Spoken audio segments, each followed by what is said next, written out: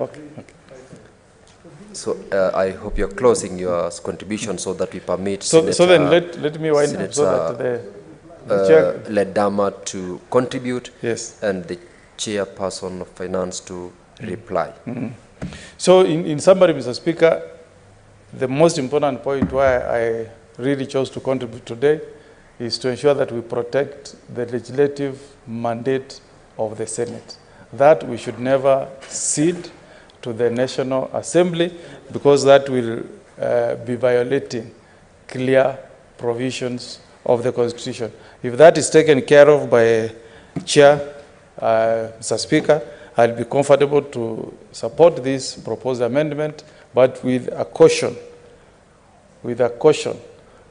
that giving the government of the day a blank check on borrowing without Parliament acting as a check is a very dangerous route, which we should not take. Thank you, Mr. Speaker. Thank you, Senator Omogeni. Senator Oledama.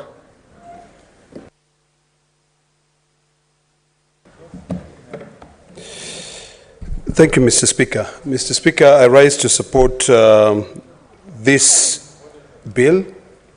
I think it's important that we instill fiscal discipline in our management of public resources. Mr. Speaker, I was sitting down here and I was having a conversation with the chair of the Finance and Budget, and that's what made me actually contribute to these amendments. One of the things that made me feel very happy about this amendment is the fact that we are now defining the term parliament the way it ought to be defined. Parliament, the meaning of parliament, you know, a lot of people out there would say parliament. And in that case, they would be referring to the lower house. But parliament is both houses. It is the Senate and the National Assembly. And the fact that you are now requiring anything that has to do with the public debt to be considered by both houses is something that you're beginning to recognize the importance of the county governments. Mr. Speaker, we talk about, one of the amendments talks about this issue of the debt ratio to the GDP. If you look at, anyone goes out there and Google currently and say what is the debt ratio to GDP for the country of Kenya, the figures that we have dates back to December 2022, which is at 67% of the debt ratio. Now, if this amendment, which is now being proposed, so that by the year 2027, the Cabinet Secretary in charge of Treasury would be able to lower this down to 55%, it is something that I can actually be able to support. And if you look at already, the figures that have been given and have been calculated by the committee, it has come down to 64.1%, which means there is a slight downward trend of about 3%. What is important, Mr. Speaker, is that as a country, we now have to learn on how to live within our means. You know, whenever I hear people talking about this bottom-up economics model, I actually tend to believe that none of them really understand what it is. It is just a beautiful phrase that you end up using it and you say, this is it. But the reality of it, if you go down and you define what that bottom-up should actually mean, it should be defined in a way that it creates employment, number one.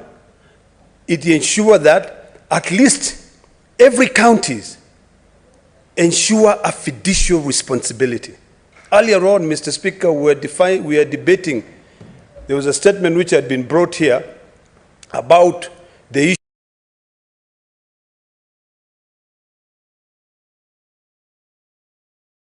a greater definition of pending bills contributes to the issue of public debt.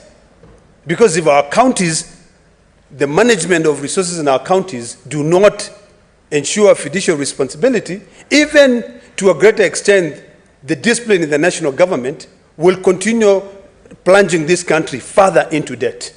We have serious crisis. And I hope that we don't just come here and we speak very good English, we define whatever we want to define. Like if you look at the Constitution as an example, this is a very interesting time. Nowadays, Mr. Speaker, you know, we read too much, such that our eyes get disrupted. That's why now we have to wear glasses.